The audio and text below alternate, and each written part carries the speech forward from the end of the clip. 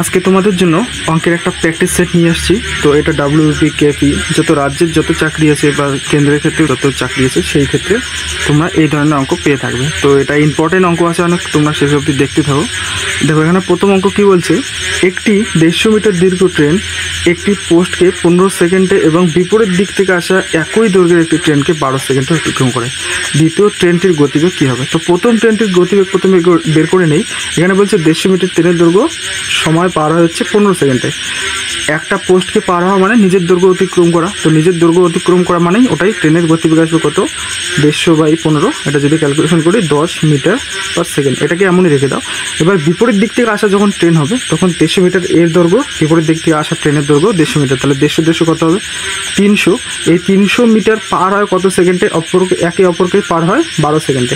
তাহলে 300/12 করি, এখানে কাটাকাটি করে দেখো 25 হয়, তো 25 মিটার পার সেকেন্ড। দেখো এবার কি বলছে, এখানে বিপরীত দিক থেকে আসা, বিপরীত দিক থেকে আসলে কি হয়, গতিবেগ যোগ হয়।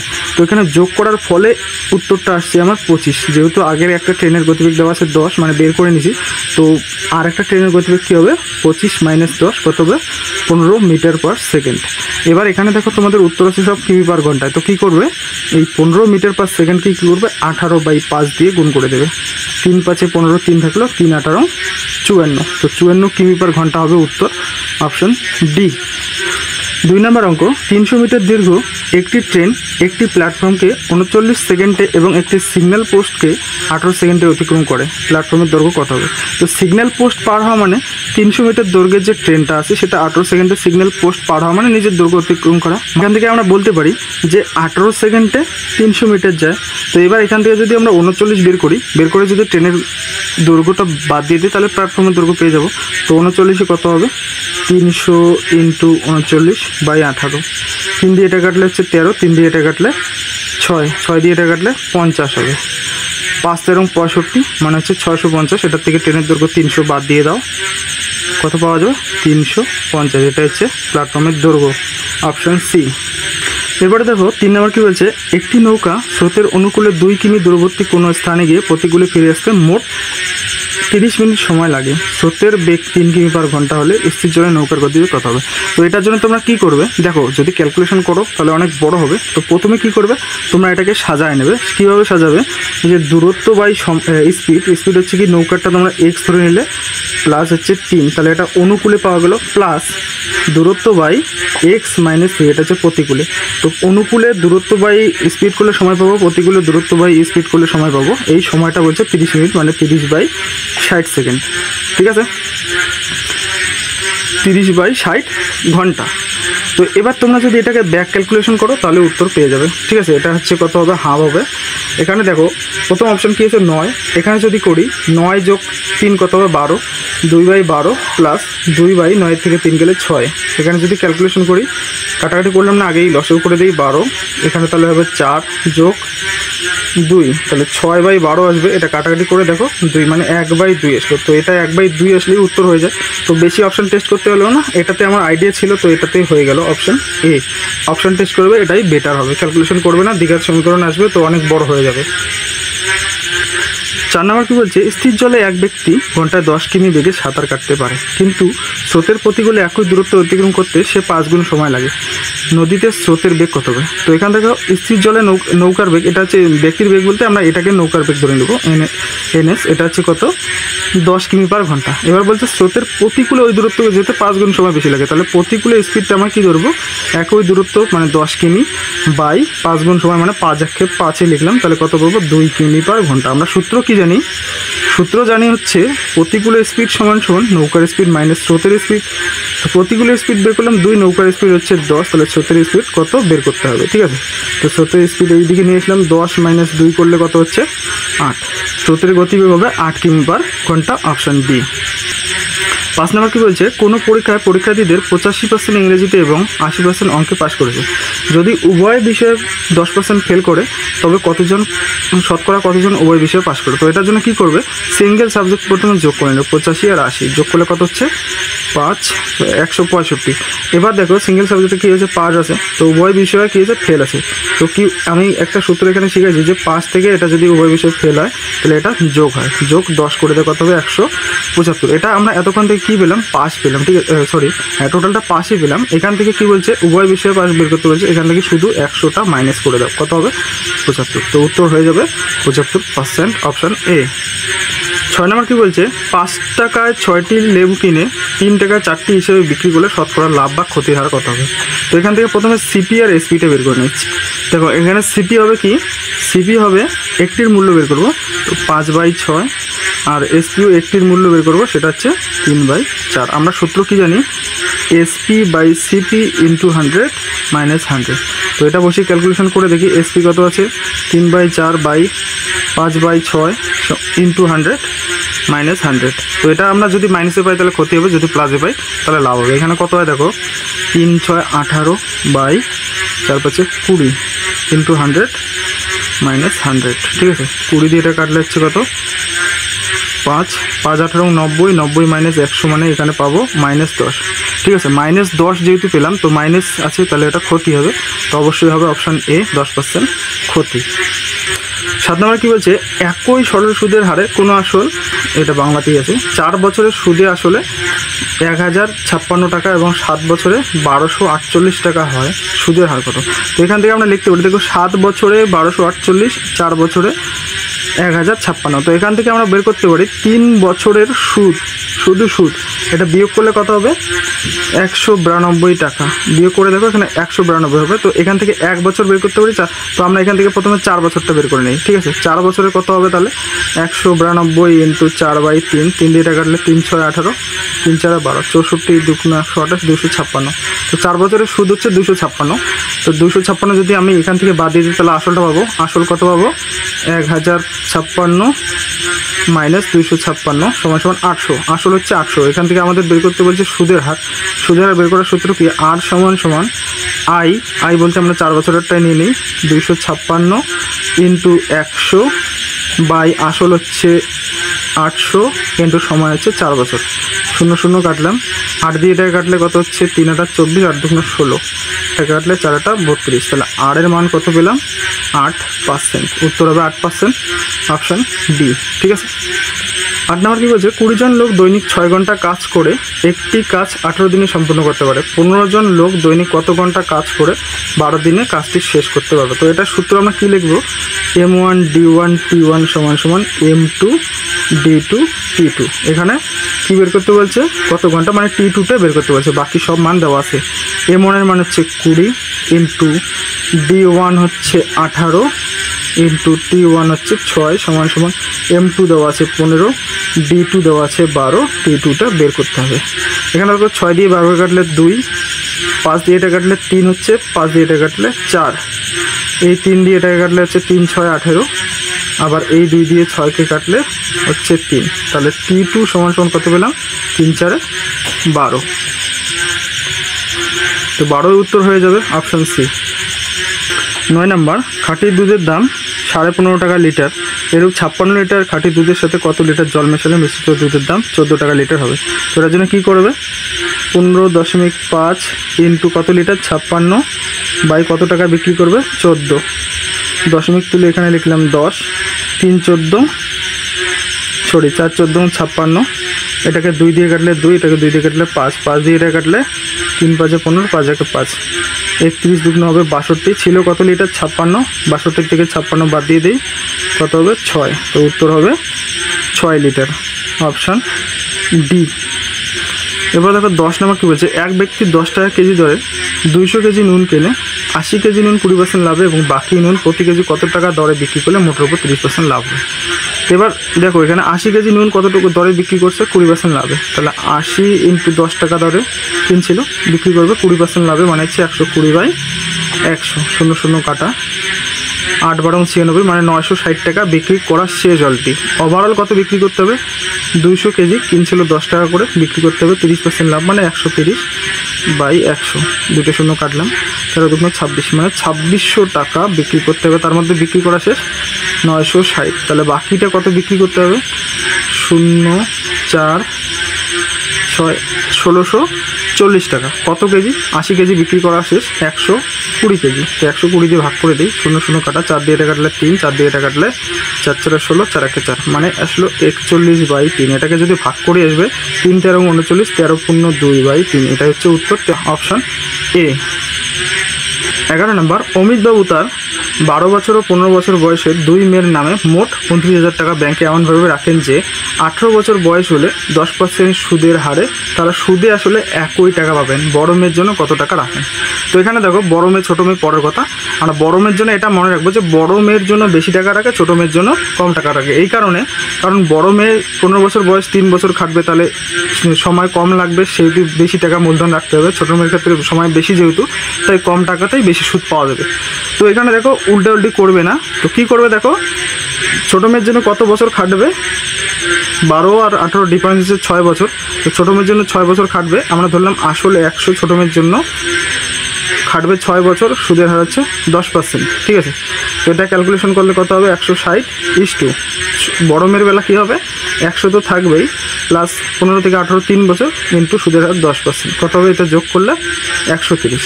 তো অনুপাত এখানে পাবো 16:13। এখানে তোমরা মনে রাখবে এটাই মূলধনের অনুপাত হবে। অ্যাকচুয়ালি এটা 1/2 দিয়ে করতে হয়, তো আমি 1/2 দিয়ে দেখালাম না, যাতে উল্টি তোমরা না করো। তোমরা শুধু মনে রাখবে যে বড় মেয়ের জন্য বেশি টাকা রাখবে, ছোটো মেয়ের জন্য কম টাকা রাখবে, তাহলেই সমান সুদে আসলে পাবে। তো এখান থেকে বড় মেয়েটা আমরা 16 ধরবো, ছোটো মেয়েটা ধরবো 13। উল্টা করবে না কিন্তু, ঠিক আছে। তো এখানে দেখতে উল্টা মনে হতেছে, কিন্তু উল্টা মনে করবে না, বড়টাকে বড়কেই দেবে, ঠিক আছে।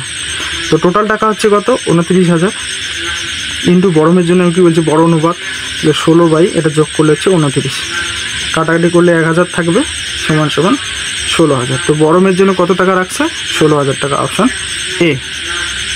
12 নম্বর, এক ব্যক্তি তার আয়ের 10% সঞ্চয় করে। যদি তার আয় 12.5% বৃদ্ধি পায় এবং তার সঞ্চয়ের পরিমাণ একই থাকে, তবে তার ব্যয় কী পরিমাণ বৃদ্ধি পেয়েছে? দেখো এখানে লিখলাম আয়, ব্যয় আর হচ্ছে সঞ্চয়, ঠিক আছে। তো আয় কী করলো, আমি ধরলাম 100 টাকা, সঞ্চয় করলো 10 টাকা, বলছে 10% সঞ্চয় করে, তাহলে ব্যয় কত করলো, 90 টাকা। এবার কি বললো, আয় বাড়লো 12.5%, তার মানে 100 12.5 দশমিকে লিখলাম আমি, ঠিক আছে। সঞ্চয় সেমে থাকবে, তাহলে সেম যদি সঞ্চয়ের খরচ কত করবে, এটার থেকে 10 বাদ দিয়ে দেয়, 102.5। এখানে দেখো হিসেব করে, তাহলে ব্যয়টা কত বৃদ্ধি হলো, 90 থেকে 102, মানে হচ্ছে 12.5।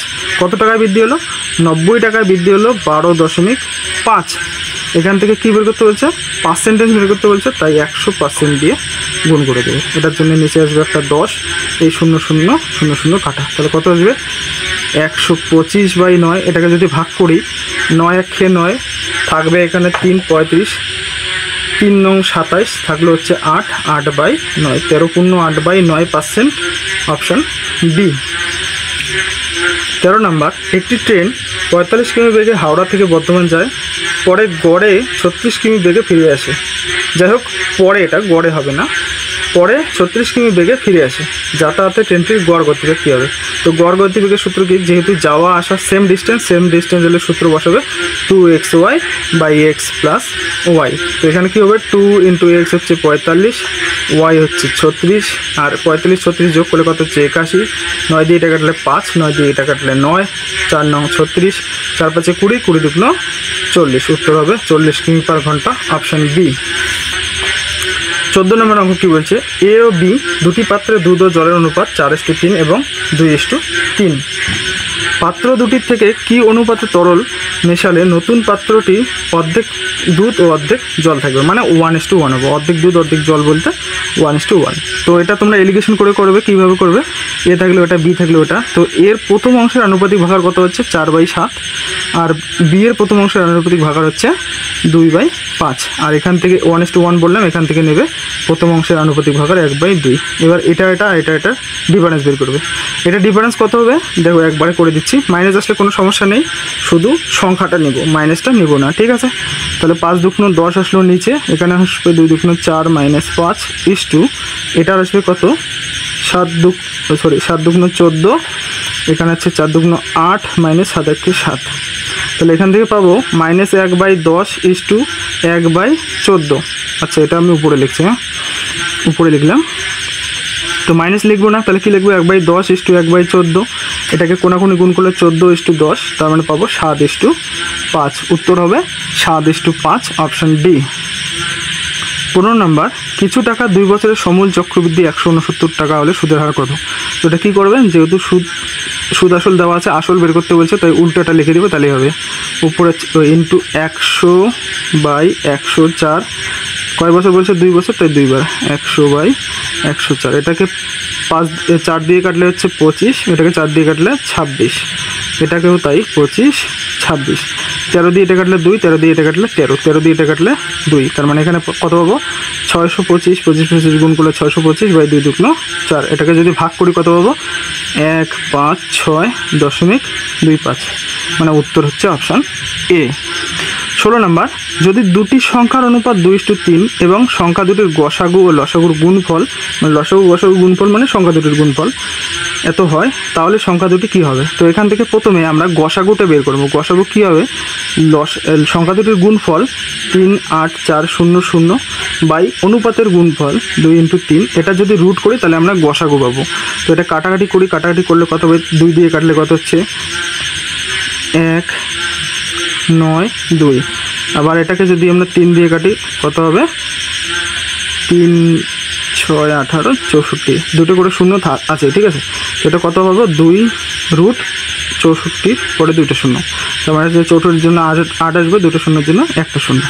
এখানে কী বের করতে বলছে? সংখ্যা দুটির যোগফল। তো অনুপাত দুটো যোগ করলে কত হচ্ছে? 5, এটার সাথে 5 গুণ করে দাও, 5 8 40, উত্তর হয়ে যাবে 400। উত্তর 400। এটা ভালো করে দেখে নেবে, পরীক্ষা আসে কিন্তু। 17 নাম্বার, প্রতি যাত্রায় বাস থেকে আয় 100 টাকা, ভাড়া 50% বাড়ানো হলো এবং যাত্রীর সংখ্যা 20% কমে গেল, প্রতি যাত্রায় বর্তমান আয় কত হবে? দেখো এখানে ব্রহ্মাস্ত্র লাগবে, সেটা হচ্ছে কি? a + b + ab/100। এটা সূত্র লাগাবো, যেটা বৃদ্ধি হবে সেটা প্লাস, যেটা হ্রাস হবে সেটা মাইনাস। তো এই ক্ষেত্রে কী করবো? 50, এটা কমলো মানে -20, এটার সামনে প্লাস হচ্ছে, এটা মাইনাস, মাইনাসে প্লাসে মাইনাস হয়, -50 × 20/100। 0 0 কাটলাম, 0 0 কাটলাম, 50 থেকে 20 গেলে কত হচ্ছে? 30, -50, 5 × 10 মানে 10, টোটালি কত পাবো? 20। এটা যেহেতু প্লাস আছে তাই লাভ হবে, ঠিক আছে। কত? 20 টাকা লাভ হবে। আগে 100 ছিল, এখন 20 টাকা লাভ হয়, তাহলে এখন কত? 120। উত্তর হবে সি, 120। 18 নাম্বার, একটি জলধারের 3/4 অংশ পূর্ণ ছিল, তা থেকে সবজি বাগানের জন্য 48 লিটার জল তুলে নিয়ে জলধারাটির অর্ধেক জলপূর্ণ রইল, জলধারাটি কত লিটার জল ধরে? তো কত ছিল? 3/4 মাইনাস তোলার পরে কত গেল? হলো হাফ, হাফ মানে হচ্ছে 1/2। তো এটা যদি লসাগু করি কত হবে? 4, 3 - 2, তাহলে 1/4 এই অংশটা তোলা হয়েছে, যেটার পরিমাণ দেওয়া হচ্ছে 48। তো আমি বলতে পারি 1/4 অংশ মানে হচ্ছে 48 লিটার। এখান থেকে বের করতে হবে 1 অংশ, তাহলে 48 × 1/4, তার মানে এটা কী হবে? 48 × 4, 48 আর 4 গুণ করলে কত হচ্ছে? 4 8 32, 2 হাতে 3, 4 4 16, 3 19, মানে 192 লিটার ধারণ ক্ষমতা, অপশান ডি। 19 নাম্বার, 10 টাকা লিটার দরে 12 লিটার দুধ কত লিটার জল মিশ্রিত করলে 8 টাকা লিটার দরে বিক্রি করা যাবে, তার পরিমাণ হবে কত? তো কী করবে? 10 টাকা লিটার দর কত লিটার? 12 লিটার, কত টাকা বিক্রি করতে হবে? 8, এটাকে 2 দিয়ে কাটলে 5, এটাকে 2 দিয়ে কাটলে 4, 3 4 12, 3 5 15 লিটার বিক্রি করব, কিন্তু আছে দুধ আছে 12 লিটার, তাহলে এটার থেকে 12 মাইনাস করে দিই, যেটা পাবো সেটা হচ্ছে জলের পরিমাণ 3 লিটার। 3 লিটার হচ্ছে উত্তর, জলের পরিমাণ 3 লিটার, অপশান এ। 20 নাম্বার, কোনো পরীক্ষায় কমল 30% নাম্বার পেয়ে 15 নাম্বারের জন্য ফেল করে এবং মোহন 40% নাম্বার পেয়ে 5 নাম্বারের থেকে 35 নাম্বার বেশি পায়, পরীক্ষার 5 নাম্বার কত শতাংশ ছিল? তো 5 নাম্বার বের করতে বলছে। এখানে কী করবো? দেখো 30% পেলে কি হয়? 15 নাম্বার কম পায়, -15 লিখলাম। আর 40% পেলে কি হয়? +35, মানে 35 নাম্বার বেশি পায়। এটার ডিফারেন্স কত হবে? 50, আর এটার ডিফারেন্স কত হবে? 10। তো আমি বলতে পারি 50 নাম্বার মানে 10%, ঠিক আছে। আমাকে কি করতে হবে? 5 নাম্বার বের করতে হবে। 30% পেলে 15 কম হয়, তো 15টা কত পার্সেন্ট হয় বের করে নিই।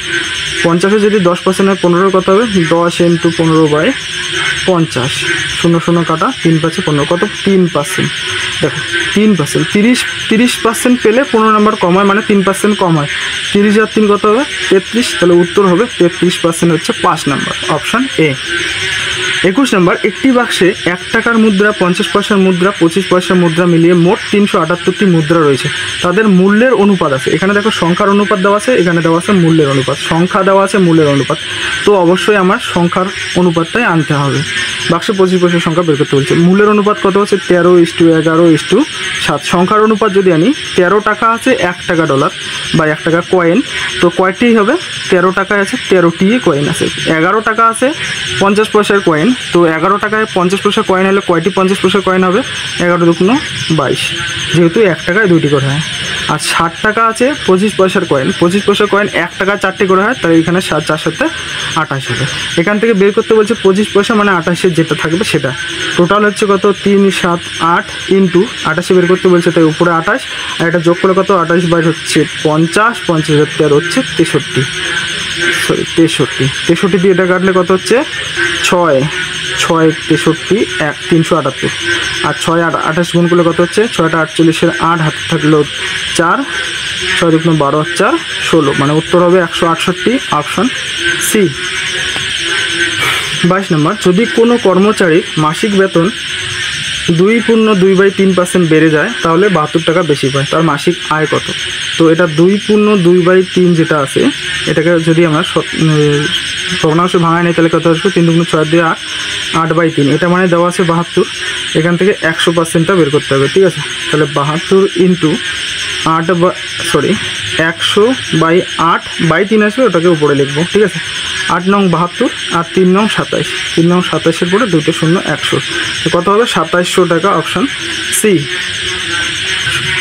23 নম্বর, 176 জন লোকের মোট আয় 8,88,800 টাকা হয় ও একজনের গড় আয়ের 120% হয়, তাহলে তার আয় কত? মানে এখানে বলছে এটা দেওয়া আছে মোট আয় 176 জনের, তার মধ্যে বলছে একজনের গড় আয়ের 120% আয়, তাহলে ওই ব্যক্তির আয় কত হবে? তো এখান থেকে প্রথমে গড় আয়টা বের করে নিই। 8,88,800 বাই 176, এটাকে যদি 11 দিয়ে কাটি, 11 দিয়ে কাটলে কত হবে? 1 6, এটাকে 11 দিয়ে কাটলে এখানে লিখছি 8,0,8,0,0, এটাকে 8 দিয়ে কাটলে 2 হবে, এটাকে 8 দিয়ে কাটলে হচ্ছে 1,0,1,0,0, 2 দিয়ে এটা কাটলে কত হচ্ছে? 5,0,5,0, কত হবে এটা? 2 দিয়ে কাটলে 5,0,5,0। এবার এটার বের করতে হবে 5,0,5,0 বের করতে হবে 120%, তাই 120/100, এই 0 কাটলাম, এই 0 কাটলাম, 5 বরং 60, 0 হাতে 6 থাকলেও 0-র জন্য আবার 6 বসলো, 5 বরং 60, তাহলে উত্তর হবে 60, অপশন বি। একটু ভালো করে ক্যালকুলেশনটা দেখবে, ঠিক আছে? 24 নম্বর, কত সময়ে 72 টাকার 6.1/4% সুদের হারে 81 টাকা হবে? তো এখানে দেখো সুদ কত হবে? 81 মাইনাস 72 যদি করি তাহলে সুদ পাবো 9, তো সুদ পেলাম 9, আসল হচ্ছে 72, সুদের হার হচ্ছে 4 6 24, এটাকে 25/4 আসবে, নিচে দেবো 100, তো থাকবে এটা 4, এটা আর কী বের করতে বলছে? টাইমটি লিখলাম। 25 দিয়ে এটা কাটলে 4 দিয়ে এটা কাটলে কত হচ্ছে? 4 1 4 3 8 8, তো এটা 9 দিয়ে কাটলে 2, তাহলে কত পাবো? 2 দিয়ে এটা কাটলে 2, টি সমান 2 বছর, উত্তর হবে অপশান এ 2 বছর। 25 নম্বর, 7,300 টাকা সুদে 11 মে 1987 থেকে 10 সেপ্টেম্বর 1987 উভয় দিনে গণনা করতে হবে পর্যন্ত 5% হারে কত হবে? মানে সুদ বের করতে হবে। তো প্রথমে এটা ডেটা বের করে নেই। তো মে মাস হচ্ছে 31 দিনে হয়, 31-এর থেকে 11 বাদ দিব না, 10 দিব, কারণ হচ্ছে উভয় দিন ধরতে বলছে। তো 31-এর থেকে 10 গেলে 21, এখানে পেলাম মে। জুন হয় 30 দিনে, তাই 30 লিখলাম। জুলাই হয় 31-এ, আগস্ট হয় 31-এ, সেপ্টেম্বরের বলছে 10 তারিখ। তো এই সবগুলো যোগ করে দিই, এখানে হলো 3 3 4 4 3 7 3 10 3 12, কত হবে? এটা হচ্ছে এত দিন, এটাকে যদি বছর করি তো 365 দিয়ে ভাগ করতে হবে। তো এটা হচ্ছে সময় হচ্ছে 123/365 বছর। এখানে সুদ বের করতে বলছে, তো সুদের সূত্র হচ্ছে আসল ইন্টু সময়, সময় ধরবো 1 2 3/365, পরে লিখবো সুদের হার হচ্ছে 5% বাই 170 আর 365টা নিচে লিখলাম, ঠিক আছে? 5 দিয়ে এটা কাটলে হচ্ছে 73, 100 কাটা 73 কাটা, উত্তর হবে কত? 1 2 3, মানে 123 টাকা হচ্ছে উত্তর, অপশান এ। 26 নম্বর, 1500 টাকার একটি অংশ 10% হারে, অপর অংশ 7% হারে সরল সুদে রাখা হলো। যদি 3 বছরের মোট সুদ 396 টাকা হয় তবে বৃহত্তম অংশ কী? তো বৃহত্তম অংশ ক্ষুদ্রতম অংশ ওটা পরের কথা, তোমরা যে কোনো একটা পার্সেন্টেজ ধরে নাও। কত? 10% ধরলাম। এই 1500 টাকার 10% হারে 3 বছরের সুদটা বের করে নিই। কত হবে? 0 কাটা 3 15 45, মানে 450। কিন্তু এখানে বলছে কত? 396। তো এটা বিয়োগ করে দিই। কত? এখানে আসবে 4 1 5, কত হবে? 54। ঠিক আছে, 3 বছরে 54 টাকা বেশি আসলো, কারণ এখানে দেখো একটা আছে 7%, তার মানে 3% এখানে আসবে। এটা 3 বছরে দেখো 54টা কত আসলো? 54টা আসলো আমার 3 বছর, তাহলে 1 বছর কত হবে? 3 18 54। এই 18 টাকাটা বেশি আসলো কী কারণে? দেখো এখানে 10% আমি সবটাই ধরে নিয়েছি, কিন্তু সবটাই 10% না, তার মধ্যে কিছুটা আছে 7%। তাহলে আমি কত বেশি ধরে নিয়েছি? 3%। তো এখান থেকে আমি বলতে পারি 3% হচ্ছে 18। তাহলে 18কে 3 দিয়ে ভাগ করে 100 দিয়ে গুণ করলে একটা অংশ পাওয়া যাবে। 3 6 18, কত পাওয়া যাবে? 600। তো একটা অংশ, সেটা হচ্ছে ছোট অংশ, সেটা হচ্ছে 600। ঠিক আছে, তো 600টা পাওয়া গেল। এবার একটা অংশ যদি 600 হয়, টোটালে যদি 1500 হয়, তাহলে আরেকটা অংশ কত হবে? 900। তো এখানে বলছে বৃহত্তম অংশ, তো উত্তর হবে 900। তো এখানে তোমাদের একটা লজিক বলছি যেটা একবারে হয়ে যাবে, সেটা হচ্ছে কি, আমি 10% ধরছি, তাই ছোট অংশ দেখো 12 হয়ে গেছে। তো এখানে লজিক এটাই যে তোমাকে বৃহত্তম অংশ বের করতে বলছে, তাই ক্ষুদ্রতম অংশ ধরে ক্যালকুলেশন করে একবারে আসবে। যদি ক্ষুদ্রতম অংশ বের করতে বলে, তাহলে বৃহত্তম অংশ নিয়ে করবে, তাহলে একবারে আসবে। এই লজিকটা মাথায় রাখবে, তাহলে একবারে ক্যালকুলেশন করলে আসবেন। তাছাড়া অসুবিধা নেই, যে কোনো একটা অংশ ধরলে হয়, যেটা সুবিধা মতো ধরো, কোনো অসুবিধা নেই। 27 নম্বর, কোনো দ্রব্য 5% ক্ষতির পরিবর্তে 5% লাভে বিক্রি করলে 5 টাকা বেশি পাওয়া যায়। দ্রব্যটির ক্রয় মূল্য কত? দেখো 5% মানে 95, 5% লাভ মানে হচ্ছে 105, ডিফারেন্স কত? 10%। তো 10% হচ্ছে 5 বের করতে বলছে, ক্রয় মূল্য মানে 100%। 100% কী হবে? দেখো 10 থেকে 5 হলো, এটা 10 গুণ হলো, এটা 10 গুণ হচ্ছে 50, উত্তর হবে 50, অপশান সি। 28 নম্বর, এ প্লাস বি একত্রে একটি কাজ 12 দিনে, বি প্লাস সি 20 দিনে, সি প্লাস এ 15 দিনে করতে পারে। এ বি সি একত্রে কত দিনে করবে? তো এ প্লাস বি এটা হচ্ছে 12 দিনে, বি প্লাস সি হচ্ছে 20 দিনে, আর সি প্লাস এ হচ্ছে 15 দিনে করতে পারে। ঠিক আছে, তো এদের এলিগেশন করলে লসগু হচ্ছে 60, 5 12 60, 3 12 60, 4 15 60, এটা যোগ করলে কত হচ্ছে? 5 3 8 3 12।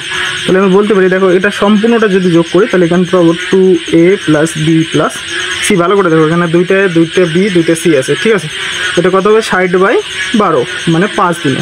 ভালো করে দেখো, যদি এটাকে আমি একটা ধরি, তাহলে একের ডাবল, মানে একই রকম দুজন ব্যক্তি করে 5 দিনে, তাহলে একজন ব্যক্তি কত দিনে করবে? এখানে ব্যস্ত সম্পর্ক হয়, সবসময় মনে রাখবে, এখানে ব্যস্ত সম্পর্ক, তাই কী হবে? এ প্লাস বি প্লাস সি সমান সমান কী আসবে? 5 দুগুণে 10 আসবে। ঠিক আছে, তো এটা কিন্তু ব্যস্ত সম্পর্ক, এই ক্ষেত্রে গুণ করতে হয়, ভাগ করতে হয় না। ঠিক আছে, মনে রাখবে 10 দিনই হবে, উত্তর হবে 10। 29 নম্বর, একটি পার্টিতে পুরুষ ও স্ত্রী লোকের সংখ্যার অনুপাত 3:2। যদি 20 জন পুরুষ ওই পার্টিতে যোগ দেয়, তাহলে অনুপাতটি হয় 2:3 হয়ে যায়। তাহলে পার্টিতে কতজন মহিলা ছিল? তো দেখো এখানে মেল আর ফিমেল। মেল হচ্ছে 3:2, এবার লোক যোগ হওয়াতে কত হলো? 2:3। দেখো ফিমেলের কিন্তু কোনো চেঞ্জ বলেনি, চেঞ্জ বলছে পুরুষের। তো ফিমেলটাকে আমি ফিক্সড করবো, এখানে কত? 2, এখানে 3 আছে। ফিক্সড করার জন্য কী করবো? দুইটাকে সমান করবো। এখানে কী করবো? এই 2 আর 3 দুইটাকেই 3 দিয়ে গুণ করবো, তাহলে হবে 3 3 9, 3 2 6। আবার এটাকে কী করবো? 2 দিয়ে গুণ করবো, তাহলে হবে 4:6। দেখো এবার ফিমেলের মানটা ফিক্সড হয়ে গেল। এবার এখানে দেখো চেঞ্জ কতটা হলো? +5 হয়েছে। ঠিক আছে, তো +5 মানে আমি বলতে পারি কত? 20 জন পুরুষ। এখান থেকে কী বের করতে হবে? মহিলার সংখ্যা মানে 6 বের করতে হবে। 6 কত হবে? 20 × 6/5, 4 5 20, 4 6 24, উত্তর হবে 24, অপশান সি। 30 নম্বর, আজকের মক টেস্টের এটাই শেষ অঙ্ক। কি বলছে? একটি স্কুলের ছেলে ও মেয়ের সংখ্যার অনুপাত হচ্ছে 8:5 এবং মোট ছাত্রছাত্রীর সংখ্যা হচ্ছে 286। 22 জন ছাত্রী স্কুলে ভর্তি হলে ছেলে ও মেয়ের অনুপাত কী হবে? তো এখানে প্রথমে ছেলে আর মেয়ের সংখ্যাটা বের করে নিই। বয় কত হবে? 8/8 5 13 × 2 8 6, 13 দিয়ে কাটলে 2 2, 8 2 16 আর হচ্ছে 18, 186। আর গার্লস কত হবে? 2 8 6 - 1 8 6, ছোট এটা 176 হবে। এটা 176 যদি বাদ দিয়ে দিই কত হবে? 0 1 110। এবার বলছে কি বলছে যে মেয়ে আরও 22 জন ঢুকবে, তাহলে কত হবে 2 3 1। তাহলে এটার আবার অনুপাত বের করতে বলছে 176:1 3 2। তো 4 দিয়ে কাটলে কত হচ্ছে 4 4 16, 4 4 16, আর 4 দিয়ে কাটলে 3 4 12, 3 4 12। তো 11 দিয়ে কাটলে এটা 4:3, উত্তর হবে 4:3, অপশন ডি। প্র্যাকটিস সেটের অঙ্কগুলি ভালো করে দেখবে, বিভিন্ন পরীক্ষায় এই অঙ্কগুলি এসে থাকে। তো কোনো একটা অঙ্ক যদি তোমাদের সমস্যা মনে হয় তোমরা অবশ্যই কমেন্ট করে আমাকে অবশ্যই জানাবে। ভিডিওটা ভালো লাগলে লাইক করে বন্ধুদের মাঝে একটু শেয়ার করে দেবে, যাতে আমার সাপোর্ট হয় এবং আমি উৎসাহিত হয়ে নতুন নতুন ক্রিয়েটিভ ভিডিও তোমাদের জন্য নিয়ে আসতে পারি। চ্যানেল নতুন হয়ে থাকলে অবশ্যই চ্যানেলটিকে সাবস্ক্রাইব করে রাখবে। শেষ অবধি ভিডিওটি দেখার জন্য অসংখ্য ধন্যবাদ।